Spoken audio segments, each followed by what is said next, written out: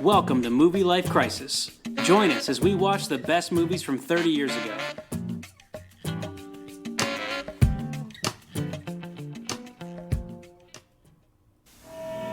He's here. I can feel it.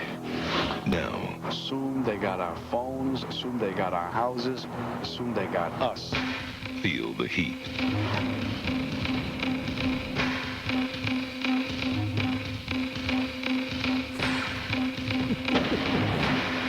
Al Pacino, Robert De Niro, Val Kilmer. This crew is good. Heat, rated R. Now playing at a theater near you. Oh my God, the music. Yeah, I looked at like 3 different trailers. The inches we need are all around us. No, that's a different movie. Yeah. The music in the background reminds me of this Instagram dude that Will sent me called Sunglasses Kid, and it sounds just like that. Yeah, It's that's so the guy that good. makes like, he just does like keyboard stuff where it's like, here's an 80s movie where there's a car chase. And he just Yeah, it's puts like it a on his- point of view, it's 1988, and you're getting ready for a massive shootout in a warehouse. And he just starts Yeah. playing music. It's wonderful. That's exactly what that reminded me of. Yeah, man. Well, Heat, welcome but one this and all. isn't the Movie 80s. Like Crisis, Season 5, 1995 movies, where we are bringing the While You Were Sleeping. No, we're bringing the heat. We started with heat. We're bringing the heat. And I'm glad we did this. Wowzers. I'm glad we did it too. I wish that I would have remembered how long the movie was before we put this first, Yeah. because she's long, and I had to really cram it in there, and I don't like to do that. I agree that she's long. And I did, I tried to watch it. This is one that I watched all in one go, but I just kept having to pause it when the kids would come in the room just in case, because I couldn't Right. remember enough about it. Right. So it did take me a little longer than the 2-hour, 50-minute runtime, Yeah. which I wish it hadn't. Yeah, that's a good call, because I think most of this is probably not appropriate for kids. Yeah, it's not. Although Jake does like the gunfight sound effects. Like, 'cause Absolutely. Yeah, it's great. Why wouldn't he? Real quick, by the way, Movie Life Crisis launching into Season 5, 1995 movies, going back 30 years at a time. I'm JT, you're Jeff. These are movies we grew up watching. I like to pretend like maybe people are starting right now. This is the first time they've ever listened to us. Ooh, I'm going to start with season 5. I'm gonna That's when it jump gets right- good. Yeah, dude, skip the early seasons while they're figuring out how to do it. Right. People start, like friends of ours, let me check out the podcast. I'll start at the beginning. And I'm always, don't do that. Just come in, just jump in where we're at. And then Right. if you love it, then go back. Right. Or find a movie that you like for sure Yeah. and go with that so you can hear us trash Don't go it. check out the earlier stuff. We're Right. getting better all the time. But anyway, Yeah. we're idiot buddies who grew up together in the 90s. And these are the movies that we watched. And now we talk about them. Absolutely. Not that we And- weren't talking about them before. We were. We're just recording it now. We are recording it. We're just older now. Right. And coming Right. to you now in smell-o-vision. No, in video. Yeah. That's, Which, again, we don't know why anyone would that want seems that. like a step backwards, to be completely But we've had people honest. ask for it, and our recording interface easily does it. So it's like, all right, man, we'll throw some video out there for people. I recommend you don't do the video, but we got it. Just in case you were wondering. Yeah. I had to put the Busta Rhymes video fisheye lens to make sure I was all the way in the frame. But yeah, we got it. Yeah, dude, absolutely. So why do we choose this movie? Because it's freaking awesome, and because I wanted to say, listen, in 1995, we're going to be bringing the heat. Bringing the heat. I remember this movie, but not all the way. And that's I wanted to pick it because I wanted to watch it again. Yeah, same. Because it's got all the good people in it. It's got a ton of people. The cast is crazy. And looking at just the kept- poster, I know I owned the DVD because I remember it very Oh clearly. yeah. Oh yeah. No, I did But, too. Speaking of which, the poster itself, like the original one, that's like really blue, and it's got Pacino, De Niro, and Val Kilmer up at the top. Under it, it has a picture of what looks like a train. Yeah, it does. I don't remember the train part. Was there a train part that I missed? I don't think so. I don't know why the train is there. Yeah, it's weird. The whole time don't I know if was that's like, I don't know. because you have me work on the poster, and I was like, Yeah, what yeah. a train? I don't, what the? I was like, is this I don't Hill Street remember that. Blues? Yeah, I don't remember. I don't know. Weird. Maybe eventually we'll figure out a way to like bring up stills while we're talking and put that in the video, so there'd be some value other than just so looking people at can our see. So people can see it. Yeah. faces. But as of now, I don't know how to do that. But anyway, give us a synopsis. Okay. Synopsis. An obsessive detective and a disciplined thief square off in Los Angeles as their personal and professional lives collide amidst a series of high-stake heists. By the way, there is, when I looked at Reddit to see something about this movie, because I came across a subreddit called Explain a Movie Badly. You got to hear this. This is how somebody, and you're just supposed to read the bad explanation and guess the movie.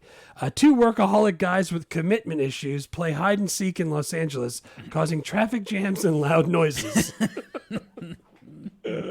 That is perfect. That's heat, great, man. Right there. I love that. That's heat. Big fan of dude. This is another. I hadn't seen this in so long, and I think because of the length, but I remember liking it. I remember owning it, and I think even when I owned it, I didn't watch it a lot because I just didn't have a lot of time to do a 3-hour movie. Right. Because you think of it as like, yeah, dude, friggin' action movie. They're shooting up all kind of shit. It's awesome. It's got De Niro. It's got Pacino.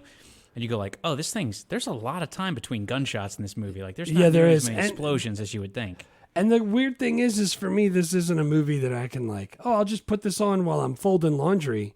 Like this isn't one of those movies for me. So, yeah, dude, it's a good one to pay attention to. And Michael Mann's kind of always, that's his thing. That's his thing for sure. $60 million budget, $187 million gross. So it makes a ton of money. That's a lot. I got it at number 27 on the year between Outbreak and Waiting to Exhale, but it released December 15th. So I don't know how. I look at like two different websites for the grosses, and I can never get them to line up where they're supposed to. Like, because 187 million would put this thing in the top 5, but nowhere that I find it actually listed in the top 5. Right. But regardless, big movie, made a bunch of money. Yeah, I wonder if that causes a problem when they release it late.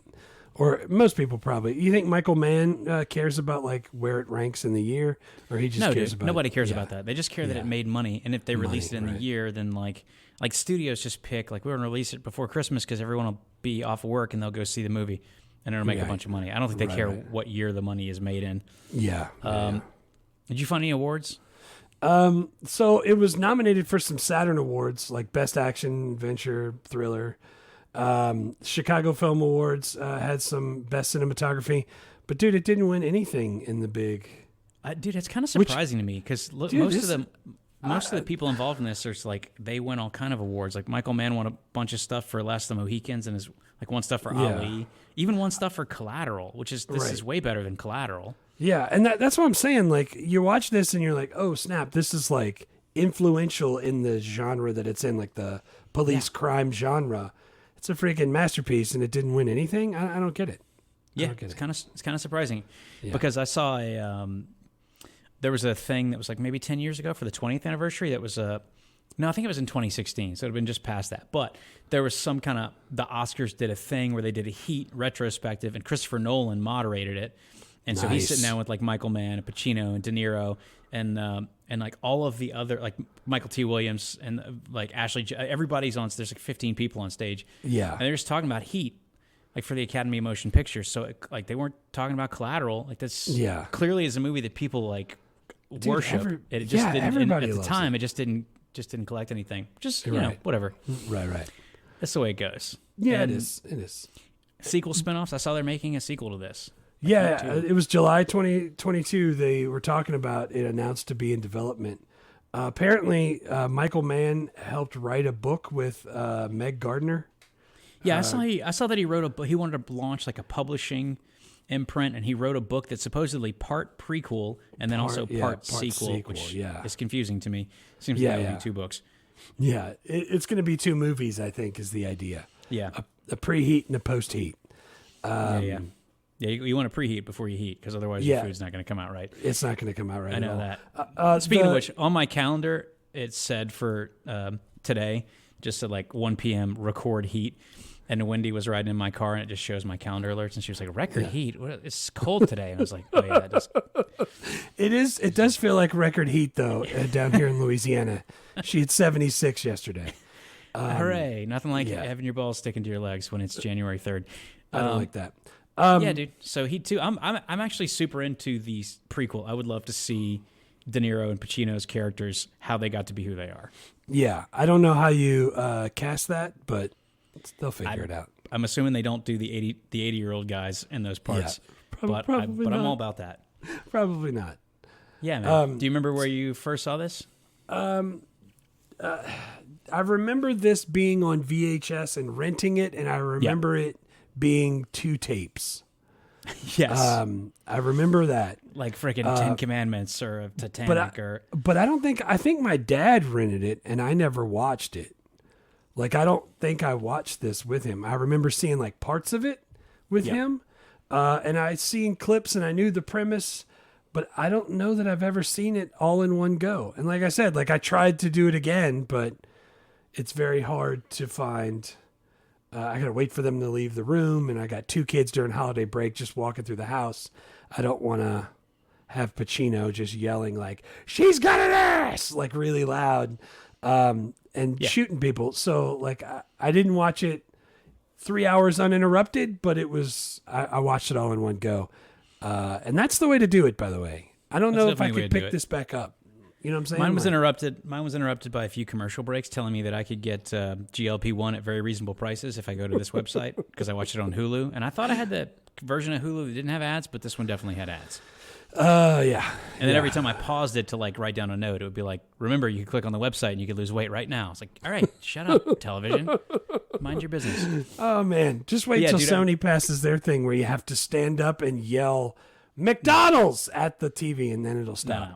We're not getting into that. But I know that I rented this because I remember the 2 tapes now that you say that. And I think I rented it just thinking it was an action movie and like seeing the people and then going like, it's kind of an action movie, but it's really kind of mostly not.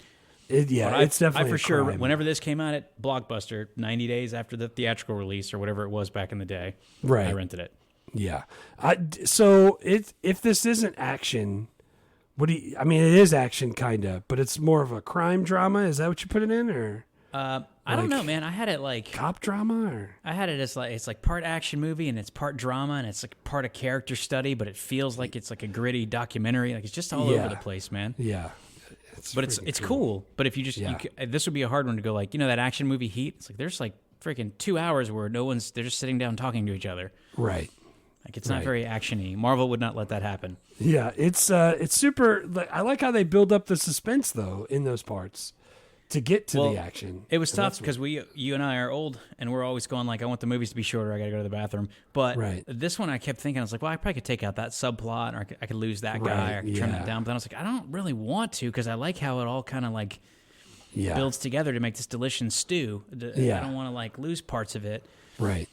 Like I don't want Pedro Serrano to not be in the movie because I liked that storyline. Yeah. I think it was very bad to still doubles rum. No marbles. Where'd you rate it? So, again, it was too long. They had some subplots that could have been taken out, but that's really the only thing I found wrong with it. I gave it a 9.0. Yeah, man, it's really good. Ass. Speaking of which, we do our ratings on a scale from 1 to 10. Chimmy Dogs, which is the Mexican restaurant next to the theater in the mall in our hometown in Louisiana that no longer exists, either the mall or the Mexican restaurant or the theater. Or They're the all Chimmy gone. Dogs, right? But it was just a hot dog chopped into thirds, wrapped in a tortilla, and then deep fried. And we don't allow 7s to make it harder on ourselves because everything would be a 7. Everything's a 7. So yes, you go 9 Chimmy Dogs. Yeah, I got 8.5 because again, I would like it to be shorter, but there's not really anything I would have taken out, like the Van Sant storyline and Natalie Portman storyline, Jobu story. I wouldn't take out any of that. I like all that stuff. Or Allstate, whatever you want to call. Haysbert.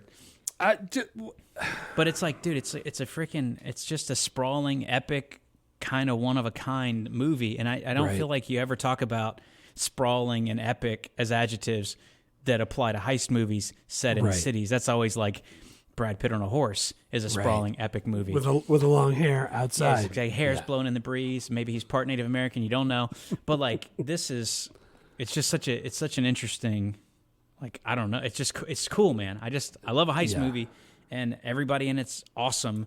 And I watched a bunch of the featurette stuff with Michael Mann. It seems like he's an absolute lunatic with the way he writes and directs movies.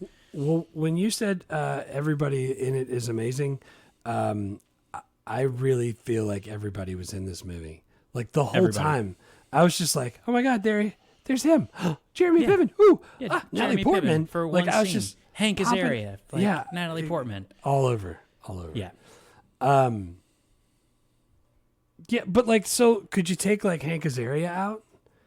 Like, yeah, you could, but I like that they. It's clear to me that Michael Mann wants us to know why all the characters are acting the way that they are. So like, I could take out Bobby De Niro's love interest. I could lose that subplot. But I like that he has that tension at the end where he's like, I could get on the plane to New Zealand with my girl. We're clear. I could walk away. Or I can pull over real quick and go kill this guy that outed my crew. Yeah. Like, I like it's the same thing with freaking, with Jobu. Like, he's working, he's on parole. He's working the freaking grill and the guy's like mistreating him and they lose a guy for the heist and Bob De Niro asks Val Kilmer, you see that guy? So you remember him? He's like, yeah, he was in whatever. It's in Chino. And they just go ask him, and Bobby De Niro's like, I need a wheelman. Just tell me right now, yes or no, are you in or out? And there's like 5 minutes of scenes where his wife's going like, I'm so proud of you, baby. I know the grill sucks, but just stick it out. Yeah. And he's like, I hate this. I'm going to go drive. He gets shot. He died. Like, I could lose that. He'd save 5 minutes. But I like that that's in there. Yeah. That do you think? But like, I start thinking like structurally, it's like, all right, so I take out Jobu, he's not in there anymore. But the problem is they needed 4 people for the heist. They lost Danny Trejo, right? Because he said the cops, he couldn't shake the cops. You're right. And so they'd be down a man for the heist. And well, what if they keep Danny Trejo in? Well, they can't keep Danny Trejo in because Danny Trejo is the reason that the cops showed up at the bank robbery. So like, all that stuff all ties together. Like, it all makes sense. And so if I start pulling out pieces, this is like a Jenga tower. I actually can't cut many of the subplots or the whole thing just crashes. It starts to fall. Yeah.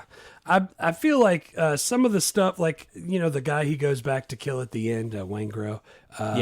They like that whole thing where he's a serial killer or something. Like, I felt like we could maybe narrow that down and he could still shoot him and we wouldn't feel bad. Yeah, you know that what I'm saying? subplot Like, where he's like also killing prostitutes like Jack the Ripper. We probably could have cut that. That's one of the only things I think you could have lost. Yeah, that's the one. That's the main one I put. But like, and even like the Jobu thing where he's on the grill, I think we could shorten that. I don't know. I just felt like part of it, that was the only thing that took points away from me. It lost to Chimmy Dog only because I was like, good Lord. Like the gunfight in the street, fantastic. But it's super long. Super long. But it's fantastic. It's great. So like, there's part of it I feel like there's a lot of times where people are just driving cars and you could just see their face through the light of the dash. And it's like 45 seconds of that. And I'm like, nah. You know, now, like, the kids I teach, they're not sitting through heat. You know what I'm saying? Yeah. Like, yeah, I mean, I don't know. You're the expert on 17-year-olds now, but I don't think anyone cares if 17-year-olds watch Heat. They've already made all the money they're going to. Right, on that. well, but like, for I like Heat, but I'm saying, like, it's for a newer movie, you'd have to take stuff out. Yeah, I guess. But the reason that, like, if kids wouldn't sit through that now, it's because they didn't grow up watching movies like that, and we did. Right. So it's not like one way's better or worse. It's just what they're used to. And now it's like, I don't think it's better to get all your information delivered in 60-second bursts with like lots of jump cuts. Yeah. Like Or did you know that the way that they get their information is they split the screen in half, and on one side somebody is playing like Minecraft, and on the other side is a news thing talking to you. Cool. So they can look at Minecraft and listen to news. It's Absolutely terrifying. I could start playing Minecraft while we record the podcast if that's what people are really into. I don't mind. Don't do that. Yeah, man, I like all those long establishing shots, and it's part of the Michael Mann. Like they do the wide stuff, and like you get a lot of background in there, and it's It's like a lot of people like driving in a car, and they're not even talking. You're just riding. There's no music playing. Just a freaking stationary shot of them in a car driving. Yeah. But if you cut all those down to the right amount for 2025, you only save like 3 minutes out of the movie. Yeah. No, I'm with you. But yeah, man, I don't. It's weird because you rated this higher than I do, but it sounds like you actually have more complaints. But no, it's just the length. That's the only thing that I took away from it. Yeah, but it seems like it's the right length, honestly, because that's what I was saying. Like I don't want to sit through a 3-hour movie, but it seems like I wouldn't take really anything out. Like I like all the stuff. I like the Natalie. I could take out the Natalie Portman subplot. She doesn't need to be there. Right. He doesn't have to have a stepdaughter. Like that saves. I could take out the Gus Van Sant, the like money launderer subplot, but I like that. I mean, I like all that stuff. Right. No, I'm with you. What's your first best scene? Dude, the best scene is the freaking bank heist. Oh yeah, the best scene is definitely the bank heist. They meticulously planned a bank robbery in downtown Los Angeles. It starts to unfold super smooth. As they're exiting the bank, LAPD's coming up down the street. Val Kilmer sees him and fires first, and then they just start a freaking gunfight. One of Kat's friends' husbands, this dude Jace, fantastic. He's been listening to the podcast. Hey, what's up, Jace? He was talking about how like he was just reading. Oh man, this is one of the like greatest action sequences ever filmed. Like, it's chaotic, it's realistic, it's choreographed. Like, it teaches like the cops like how people can retreat and fire at the same time. And the sound design is like revolutionized, like how gunfire sounds on movies. Like all of that stuff together just makes this friggin'. And in surround sound, I had it cranked up when nobody was in the room.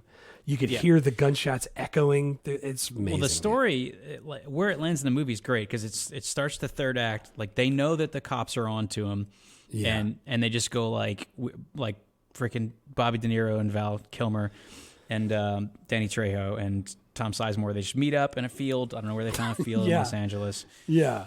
But he's like, hey, we could just walk. Like, they're on to us. We could just walk away right now. Like, everyone's cool. And Val Kilmer's like, I could do the bank. I could use the money because he's got a gambling problem. He's like, I'd do the bank. Yeah. And Tom Sizemore's like, hey, man, I ride with you. He's like, whatever you want. And and De Niro's like, not on this one. He's like, he's got to be your call. He's like, you got a wife, you got T-bonds, you got real estate. You don't need this. You should walk away. And Tom Sizemore's like, for me, the action is the juice. Right. He's like, so I'm in. And Trejo's like, yeah, whatever. So they go into the bank heist knowing the cops are on to him. They get tipped. They come out. Huge shootout in the middle of the streets of Los Angeles, and it lasts like freaking 8 minutes. Yeah. But dude, all the like, it's an incredible sequence, and there's like all this behind the scenes stuff. Like the actors went through 3 months of weapons training. Like now everyone just does that. Like Keanu's like on social media posting like John Wick 5. Here's me doing the shooting. They didn't used to do that. Yeah. And like they had cops take the actors that were going to play cops through the shooting. So they were taught by like law police officers, and then the criminals were taught by like special forces guys. They didn't even freaking work at the same time, so they learn like different techniques. That's awesome. And then I saw a special feature where it's one of the sound editors, and he's like, every sound you hear in a movie is put in there intentionally. We never capture live audio from the guns. We always put them in post. And Michael Mann made us take out the gunshots if they were in post. These don't sound right. Yeah. And he's like, and I knew what he meant because I was there while we filmed, and the gunshots, the blanks echoing off all the buildings, like they just sounded so different and they lasted so long. He's like, so we used all the production sound that we captured on the day as the sound of the guns in the scenes. Like, you never do that. That's freaking That's why it amazing. sounds so different and so iconic. And you listen to it, like you can hear. Like when De Niro's like yelling at Val Kilmer, you could hear he's yelling, and you can barely hear him over the sound of the guns in the scene while it's happening. And dude, and like that echo is no joke. Like as soon as they fire like once, or they do a little burst and it stops, you can hear it echo for 3-4 seconds. It's pretty awesome. Yeah, dude, it's a long time. And then Val Kilmer said, he's like, I heard a story. This is years later in one of the interviews. He's like, I heard a story about that scene. He's like, I don't know if it's true, but someone told me that they show that in the Marines. There's a point in that scene where like I duck down behind a car and I drop a magazine, I put a new one in, and I hit the bolt and I jump up and shoot again. And the Marines would show this scene in basic training and go like, if you can't reload faster than this actor, like just get out of my army. That's awesome. Yeah, dude, his whole chest had just it was like 20 magazines all just loaded on his chest. Yeah, it's like his like suit jacket pocket just had them all sewn in there. It's friggin' amazing. How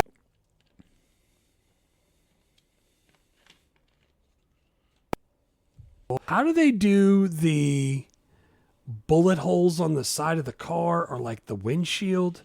Is somebody like actually, because there's a part Val Kilmer's hiding behind like a Trans Am or something. And the camera angle is off to the side and he's shooting and you see like the freaking fire coming out of the gun as he's shooting, whatever that's called, like the out of the end of the muzzle. And the front of the windshield is like just getting riddled with bullets. How do you do that on a windshield? Is that like little charges that they place in there that just blows up? I think it must be. I think they put the charges there and they cut to it as it's exploding so you can't see the charges. Yeah. And then I think for the car panels, I think they probably do squibs inside and they just explode. Yeah. That's my guess anyway. Yeah. Dude, because it looked so freaking real. And like, so Jake saw that when he was walking through. He heard, of course, I had it cranked up, so he heard it. He comes walking out and he was like, oh man, this is like Bad Boys 2. You know, like when they have that shootout when... what's her name her car gets stuck with no doors on the side. Yeah. And there's Gabrielle a big shootout. Union. And there's a big shootout like in an intersection. And he's like, that's what it reminds me of. And I was like, dude, this was way before that. And I think it has a lot of similarities. It's a fantastic scene. Like if I'm going to watch a scene from this movie, this is what I'm watching. It's crazy. And then you also see, like they were saying that they could only shoot that on the weekends, and obviously it's this huge action set piece, so it took them like a bunch of weekends, and so you have to come back, remember where you were standing last weekend, get all the cars and all the extras, and they said every take they would use 800 to 1,000 blanks, like rounds. Good Lord, that's crazy. Dude, it's nuts. But they also said that the SAS guy that trained the British Special Forces guy who trained the actors, the robbery actors. He said that he made him actually go like prep a bank heist. Like Tom Sizemore was like, I got in disguise. I went in there and applied for a loan. It's like we all went and cased the joint and like took notes and figured out where the cameras were and figured out where the managers sat and then came back and shared all the notes and like couldn't believe how much information we got. And then when they looked at the bank security cameras, like no one ever realized that De Niro and Val Kilmer were in there casing the bank. Like they didn't even get recognized. That's awesome. So it's like Michael Mann does this like fantasy camp where he makes you actually be a bank robber, and then he films it. It's freaking crazy. Oh man, that's why it looks so good. That's why it's so good.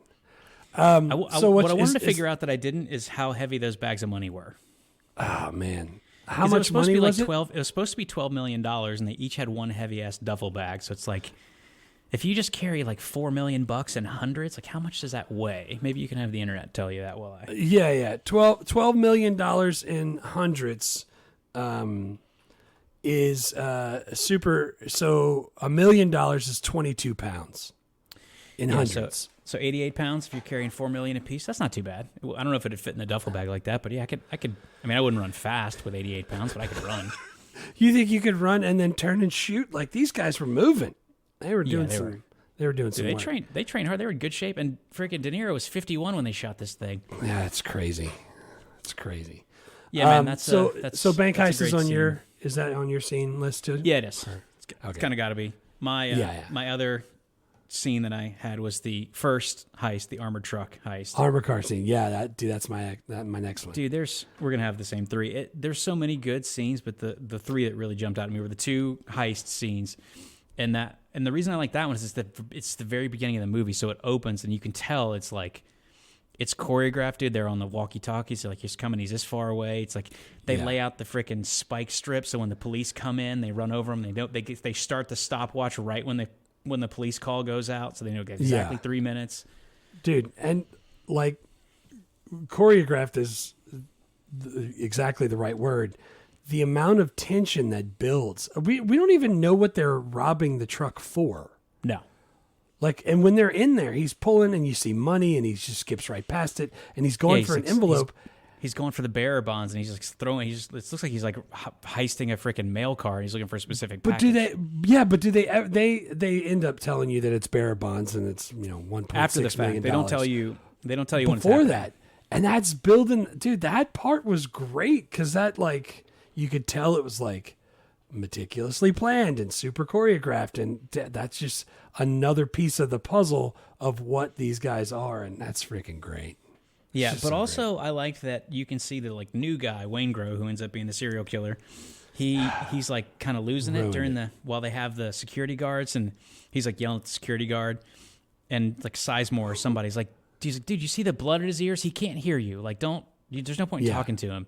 Right. And then so he shoots the security guard because he just likes to kill people, and then they immediately kill the other security guards because they're like, well, if we've murdered someone, we have to go ahead and kill the other witnesses. Like, we weren't going to kill anybody, but if someone dies, that's on us. Now we kill all of them. It's like, now we got to kill everybody.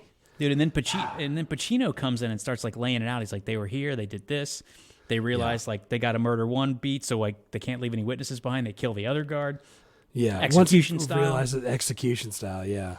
So like you see in the first 10 minutes that like De Niro and his crew are really dialed in robbers, and then Pacino is a really smart robbery homicide detective because he comes in and like after the fact, like laying out the whole scene. He's like, here's how this went down. These guys know their shit. Yeah. That's And awesome. what about those freaking hockey masks? Those were awesome. I don't remember those being part of the movie, but that was great. That was. So I think that's a great great open. scene. And then honestly, man, this thing it's really good. Yeah. Again, the amount of tension and like how tight the editing was in that part, and super immersive sound, like when he blew the door off with the charge. God, everything was just, it was perfect. Well, I also very read well made. somewhere. I read somewhere that a Michael Mann said that at a film festival, a gangster told him that he was the technical advisor for the gangsters' robberies. Like he watched Heat, and he's like, "Oh, that's how you do heists. We're going to do that." I wonder how that worked out. That's freaking great. Dude, and again, it sets up also, like... Sorry, by the way, it also, the bank shootout was the inspiration for one of the missions for Grand Theft Auto. Because it's funny because I was literally thinking during that bank scene, I was like, this is like Grand Theft Auto. They're blowing up police cars. They're freaking chasing them in helicopters. Like, this is exactly Grand Theft Auto. I've never played that all the way. I've watched people play it, but I've never played it. I got to get into that. Yeah, you're fine without it. I've played it for a few hours here and there. Yeah, not that good. But yeah, sorry. What's your third scene? My third scene is the diner conversation. Yeah, dude, it's the coffee scene. The first scene on screen for De Niro and Pacino together. Yeah, and they're both in The Godfather 2, but they're not in this. They're never in a scene together. So when this movie comes out, the whole thing's like they're finally acting in the same scene at the same time. Yeah, which is fine, but like it is such a good scene. Yeah, dude, and you know it seems like a lot of police resources to follow this guy. Have a helicopter. Him and Pacino in a helicopter, gets off of the helicopter in a car, gets behind him, pulls him over, and then asks him for a cup of coffee. Yeah. Like, it seems like a lot, but I guess worth it. But he ends up letting him go after we that. talked about this when we did Speed last year. It's like, if they'd have just paid Dennis Hopper the money he wanted, it would have been way cheaper than blowing up like 14 city buses and a bunch of the subway system. They could have just given him his money. Yeah, hands down. And blowing up a plane. But dude, it's like a quiet diner. They just like, they're talking about their lives and their philosophies, and their inevitable confrontation that they're going to have at the end. Dude, it's just friggin', it's really good. It's really, man. It's well, like I was reading about how Michael Mann just did it, like let him sit down there and talk. And he recorded it live, like in a bunch of different camera angles all at once. Dude, it's just iconic. That's they said when they talked about it. So that Michael Mann, Al Pacino, and Robert De Niro sat there with Christopher Nolan on this panel in 2016 and talked about that scene. And Christopher Nolan asked about the cameras, and I read the thing too. But Michael Mann said there were two cameras, one over each of their shoulders, just pointing at the other actor, and then one like wide shot of the two of them that they never cut into the film. So there are only three cameras, and they only ever used two of them. But he said what they did is that they didn't rehearse it really, and like Michael Mann loves to rehearse a lot, and Al Pacino loves to rehearse a lot, and they said Robert De Niro's suggestion was they not rehearse it a lot, just like. And Bobby De Niro was like, well, we were seated, so there wasn't any blocking to go through, so it's really just like I wanted to just like have it feel fresh, and so they did that. They just didn't. They didn't rehearse it. They just kind of sat down and did it. And then Michael Mann, dude, this is 2016, so it's 21 years after the movie's been made. Yeah. Michael Mann's like, yeah, almost everything you see in the movie is from take 11. I keep remembering. Good Lord. Dude, and Bobby De Niro's like, it's like, take 11, huh? Shaking his head. Yeah, dude, I'm glad they did it like they did it because that scene was super powerful in the movie. Yeah. It set up a whole thing. Yeah, and it's also, I always like when when the cop and the robber can sit down and go like, hey, me and you are kind of friends, but we also might kill each other. But we're very similar people. Yeah, exactly the same. It's just two workaholic guys freaking playing hide and commitment seek. issues, playing hide and seek, and causing traffic jams and loud noises. Yeah, 3 good scenes, man. 3 good scenes. Those are freaking fantastic. Yeah. What about what's quotes? It was hard for me to come up with quotable quotes. I know, man. It was hard for me too. I think the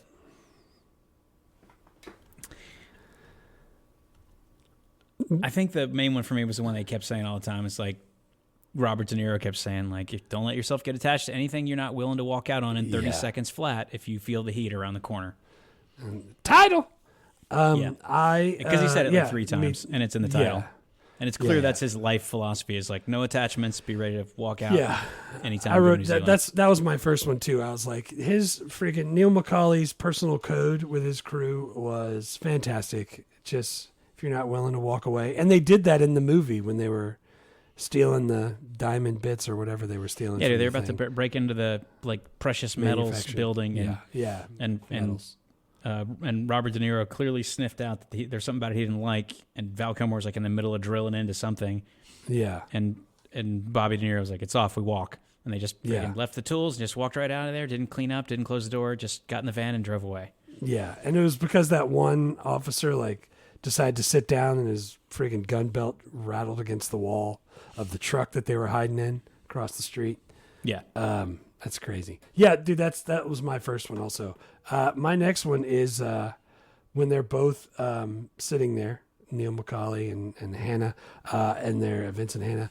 And he's like, I do what I do best. I take scores. You do what you do best. Try to stop guys like me.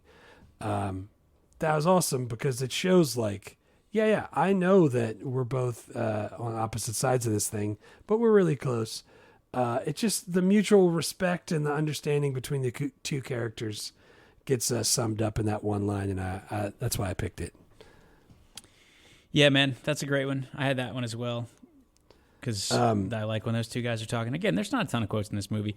Yeah, I didn't have a third quote, actually. So the third one I had is when he was so they steal the bearer bonds early on, and then they realize they're like whatever broker, John Voight.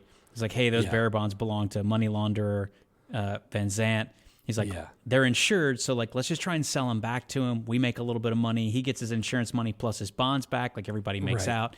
Yeah. And Van Zant's like, yeah, great, no problem. And then he's like, oh, I'm going to kill him. He's like, we're going to do that. And so he tries to kill him. It doesn't work. And then Bobby De Niro calls Van Zant and just freaking calls him up. He's like in the freaking kitchen of a restaurant or somewhere. Just walks back there and uses their phone. It just you got to use a landline. And Van Zant is like, he's like, who's this? He's like, you know who this is. He's like, can I tell you who I'm talking to? He's like, I'm talking to an empty telephone. He's like, what do you mean? He's like, because there's a dead man on the other end of this line.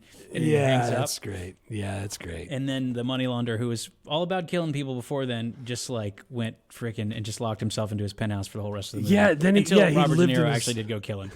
He lived in his actual office. And he was like, you know how long I've been here? That's freaking great. That's great. Yeah. By the way, William Fichtner as Van Zant. I like that guy. Yeah. Freaking Paul Perret. That's every time I see him. I don't know why he reminds me. Contact and Virtuosity, a bunch of those movies. Yeah. He definitely's got a Paul Perret look. He totally reminds me of him. But like that subplot, I didn't need to have it, but I just liked it. Yeah. No, I liked it too. Maybe the fact that we needed that to show that because remember when they went to go meet the guy, and Val Kilmer was sitting up on top of the the Yeah. building, watching his back, and like it's just it helped show that those two were more. They had a deeper relationship than just robbing banks together. Yeah. Yeah, I like that. I like all the stuff where you can see like how good but you also get to see more about Robert De Niro's characters. Like, even though the LAPD is closing in on him, he's gonna take time out to like tell this money launderer that like he's not to be messed with, and he's definitely gonna come get him at some point before he flies off to New Zealand. Yeah. There was another scene. I can't really. I want to say it was when he was talking to Tone Loc or something. It was Al Pacino, and he was like, "Man, I could get killed for telling you this." And he was like, "You can get killed for walking your doggy." Like, just a weird way to say it, but I like that quote too. I almost put it in there. Yeah, and that's another one, man. The whole informant thing with Tone Loc, like I could get rid of that, but I like it. I like seeing the number one, how much Al Pacino, even though he has a wife and a stepdaughter, never goes home, just stays out all the time tracking down crimes. And like the kind of behind the scenes police work where it's like I got informants, and then they got cousins, and then I do a favor for them, but then they tell me something I didn't know. Like, and they had to show up at his place with freaking Bubba Gump, and then like dude, smack some talking stuff trash. Yeah, break some stuff. Yeah. So I wouldn't take any of that. I liked all that. Yeah, agreed. All right, dude. Let's do characters. Who's your first character? Dude, I mean, we're probably gonna have the same three. I bet. I put Val Kilmer as my first one. Yeah. There really is nothing I don't like about Val Kilmer. No. Like, there's so many movies he's in that I really like. When he played this character, he was like the right-hand man of Robert De Niro. He's talented. He's really good at all the things. He's got a turbulent marriage to Ashley Judd, who I assume used to be a prostitute. Is that what we were supposed to pull from that? I don't know. Maybe. I'm not sure. Yeah. But he's like it made me feel that he was vulnerable, and I like that in a character, especially when they're supposed to be like a hard ass that can wield guns and change magazines faster than a Marine. Like, the fact that he has all of that and can still be vulnerable, I think he played it really well. And that whole thing at the end where like there was like that emotional standoff, and he's like downstairs and she's up there and telling him that the police are there, and he gets to leave. And dude, I just freaking, it was great. I'm glad he made it out. I'm sure he didn't make it far, but yeah, I freaking love that character. It was great. Yeah, man, I love Val Kilmer. Same thing, high approval rating, and I like that his character made it out. And all the characters had like Tom Sizemore, like he's a family man. He's like everything's going great. He's got kids, but also he just really likes to go shoot up stuff and like steal money. He's all about it.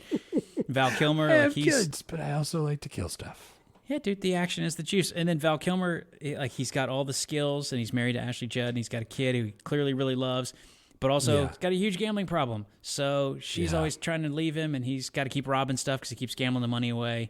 Yeah. It's crazy. Laces out, Dan. Yeah.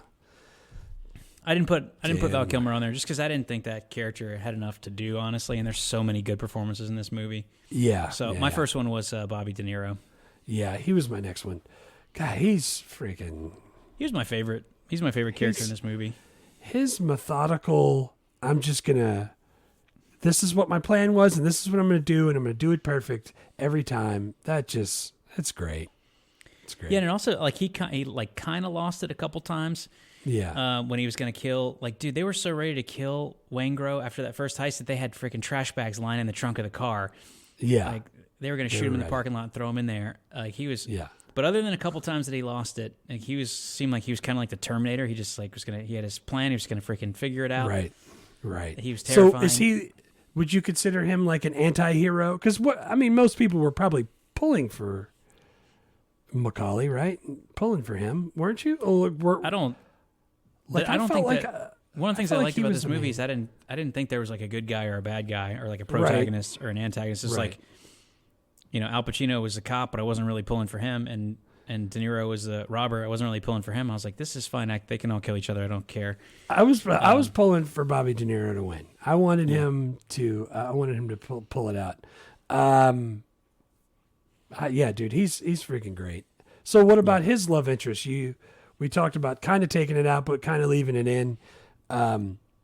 Like, I like how it shows his vulnerability for that and how he's willing to change, but he just can't. Like, just his whole idea of I can't give it up, and like I need to be like, I don't know, just the emotional toll that it took on him, and it just, I don't know, it felt real, and that's what I like when a movie's like that. So yeah, that's what I'm saying. I think they just do like everybody gets some real character development. It's like that's why it feels like a character study, even though it's kind of supposed to be a heist movie.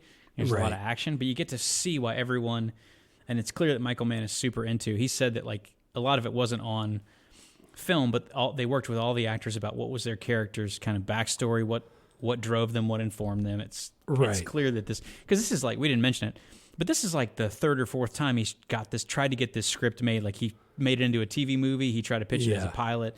He's been working on it for like 15 years by the time this movie comes around. So it's clear that he knows exactly what's happening with all these people. Right.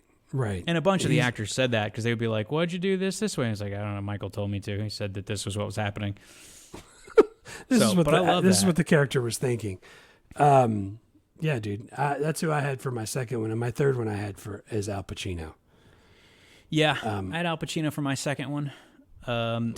Dude, I like how he said when he read the character, he just said, "Oh, this he's on cocaine all the time." Yeah, like that's how he's running. So I'm going to play it like that, and he freaking does it. He's freaking frenetic. Well, honestly, and loud I wasn't going to put him on the list because he's just so over the top.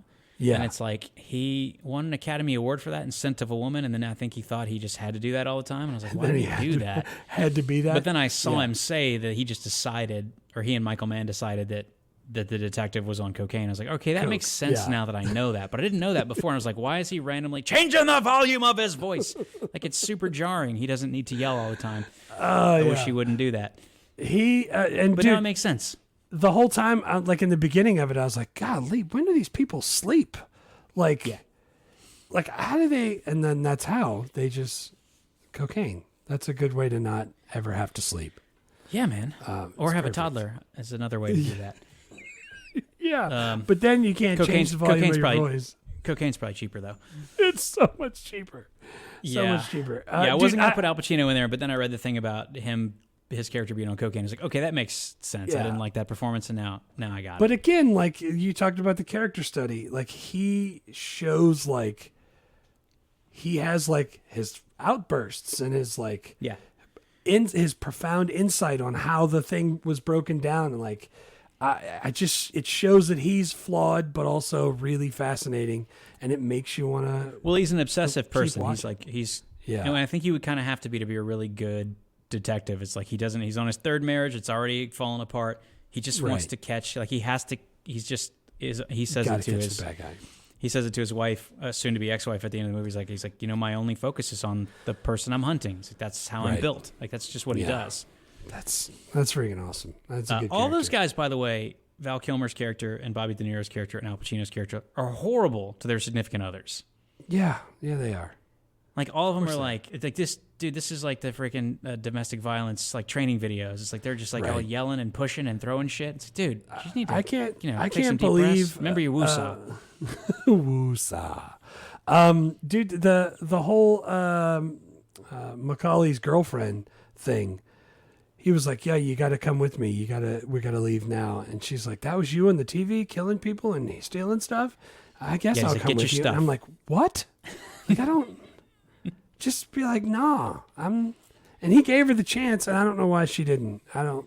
Yeah, well, I think Christopher Nolan asked Amy Brenneman, the actor who played Edie, about that in this panel, and she was like, I just assumed that she had a really f***ed up childhood. I was like, yeah, that's probably the move. It's clear she's got some issues. She was like, oh, man. He'd never try to kill me. I'm going to change him. He's going to be different. Yeah, no, that's a good call that they're all horrible bad. Who's your third? My third's Ashley Judd. she's can cry on cue. She's fantastic. There's great performances all up and down this thing, and it was really tough. But I just thought she did such a good job. Like, she's got the toddler. She clearly loves Val Kilmer. She's got the toddler. She's freaking cheating on him with Hank Azaria. And the police are like, hey, look, just you help us catch him, or you go to jail as an accessory to killing a police officer, and your kid grows up in the foster care system and then also probably goes to jail. Yeah. The whole time Bubba Gump was telling her, I was like, he's killing it with that. Yeah. Yeah. Yeah, dude. And then she's gonna, and she gets him to come there, but then she like has a change of heart when she sees him, and she like gives him the hand sign, like the stay, not hit for blackjack. Right. And then he just pretends like he was asking for directions. He gets in the car and drives off. Right. Like, she couldn't do it. I don't know, man. I really liked that performance. Yeah, dude, she was really good. I mean, she's always really good. Like, thinking about all the movies that she's in that I really hope we get to do, like Double Jeopardy and Kiss the Girls and we're early on in the Ashley Judd career. She like has her first movie part in 1992, so I think she's just about to like get into some fun stuff that we'll be able to do. Yeah, she's fantastic. I'm glad you picked her too, because she's really great. Okay, man, so that's my third. What about writer-director Michael Mann? Writer-director is Michael Mann. Did he wrote the thing? He directed the thing. It's clearly like this is his, and now he's writing books based on this is clearly his world. It's based on like a real story, I think from the 60s in Chicago. This like cop robber dynamic where the two of them were kind of the guy from Alcatraz. Yeah. And there's the detective that was chasing him was, based on the guy that Al Pacino played. Like he literally wrote it around that whole thing. Of course, they robbed a grocery store for like $13,000, but this is a way better thing when you're carrying duffel bags full of $4 million a piece. That's better than $13,000 from a grocery store.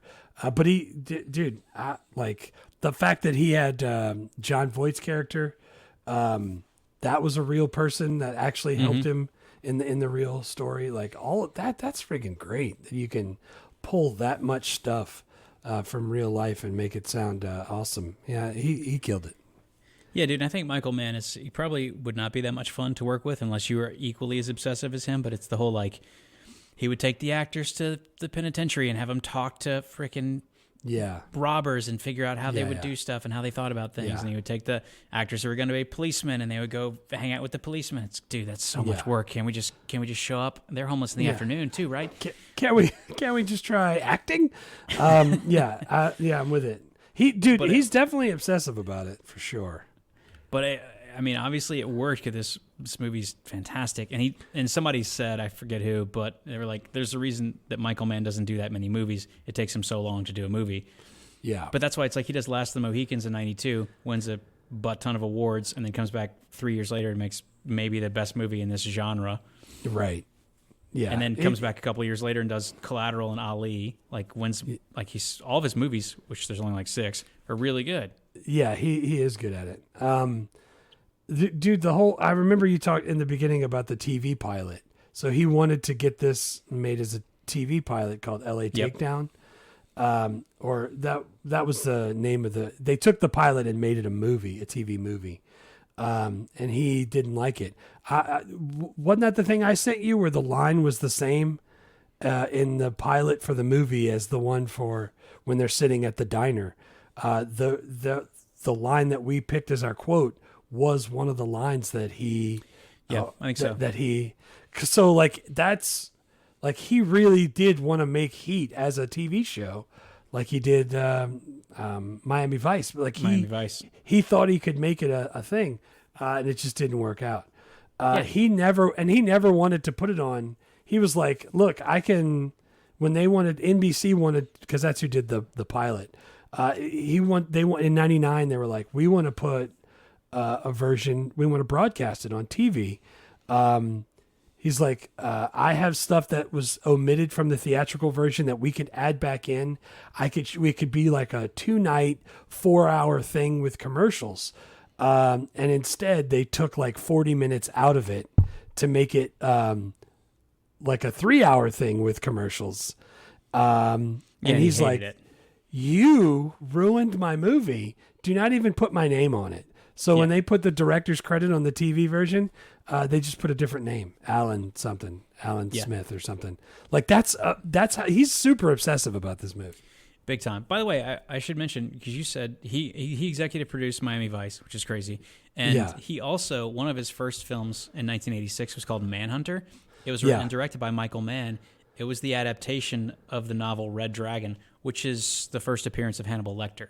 So before Silence of the Lambs, he wrote what ends up being kind of the prequel film. Just That's cool. awesome. That's awesome. Yeah, man. You got any other best?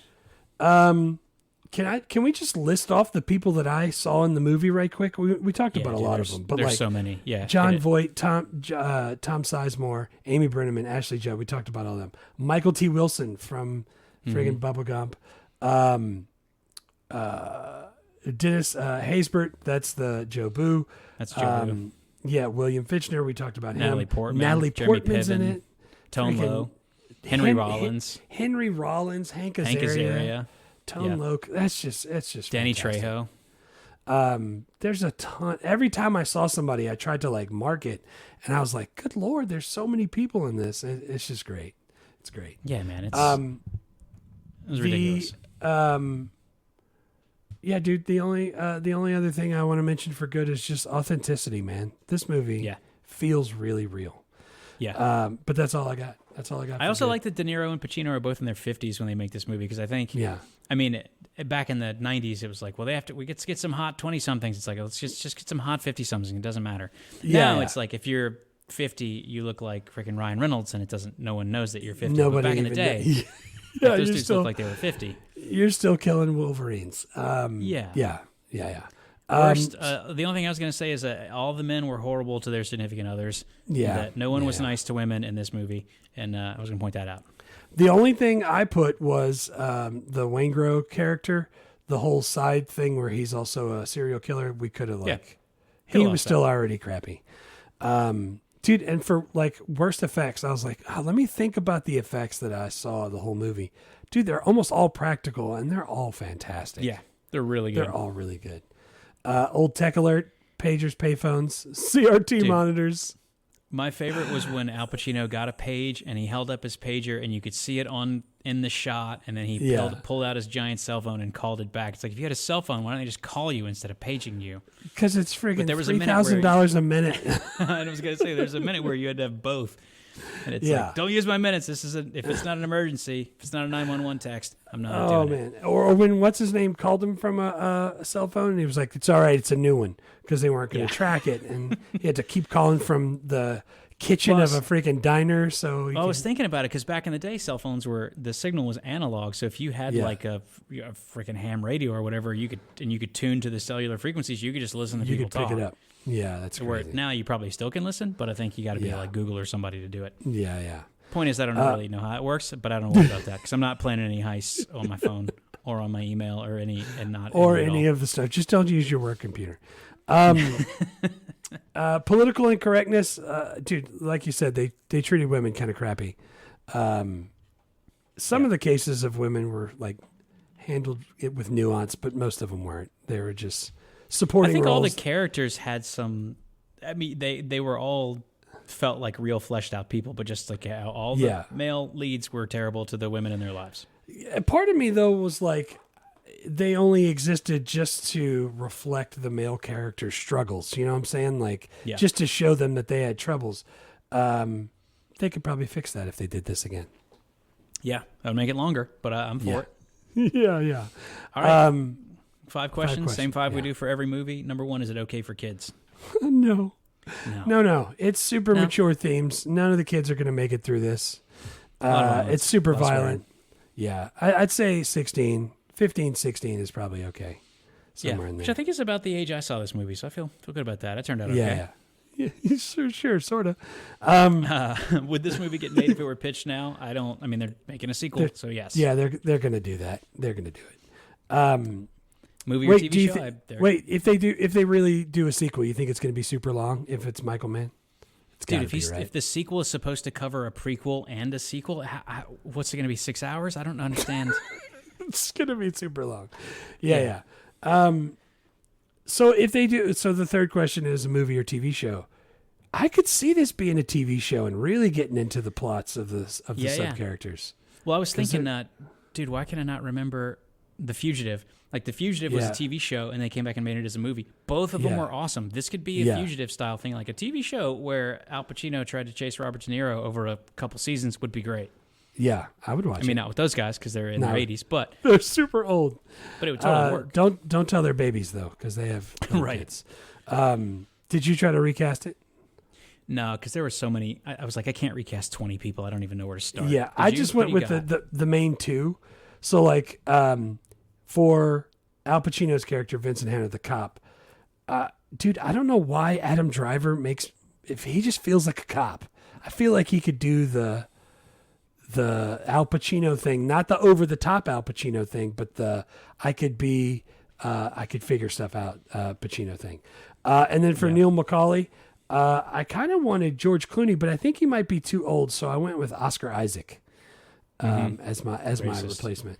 Yeah, can you not like I tried flipping it and I was like, oh well, maybe we could do like Marshala Ali or like Dev Patel is awesome. I think he would be a good Neil McCauley, but I just couldn't figure out like how to fit everybody in there.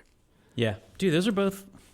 That's both good casting. I like that. Adam Driver would be a good angry, cocaine addicted homicide detective. That's what I'm saying. He's got that angry face. Yeah. This would be a fun one to do because there's so many good parts. Right. I mean, they're not gonna. They're just gonna make a sequel. But even casting the prequel would be fun. That's like who's the 20-year-old that could end up looking like Al Pacino in the real movie? Al Pacino's kid? I don't know. Does he have a kid that's that old? I don't know. He's got a bunch of kids. I don't know if any of them are the right age. Yeah. Can you still watch and enjoy this movie in 2025? Heck dude, yeah. A masterpiece of the crime genre. Yeah, or whatever genre it was. It's or epic or heist. Yeah. Yeah, dude, it's friggin' timeless themes, great characters, super compelling. I loved it. Yeah, I give it a 9. It's great. It was absolutely delightful, and you can find it on Hulu. That's where I watched it with commercials. If you want to be told about where to get a GLP-1 so you can lose weight, they'll tell you. Yes. Is that you can rent it? I'm sure, but I'm sure you can. Yeah, $3.99. You can rent it. Nice, awesome. Well, that gets us started on our season number 5, 1995 movies. Craziness. Next up, after having brought the heat, we're going to bring the Mallrats. Oh man, Mallrats! Not the best Kevin Smith movie, but I think it was my first Kevin Smith movie, and it's always been kind of one of my like low key favorites. It really is good, and it's super quotable. And the fact that I could only find 2 quotes. Schooner in is a this sailboat, stupid head. We're gonna have a lot of Mallrats quotes. All the quotes. That's what my whole notes is gonna be quotes. Yeah, can't wait to do that one. Can't wait to do that. All right, Vaya con Dios. Vaya con Dios.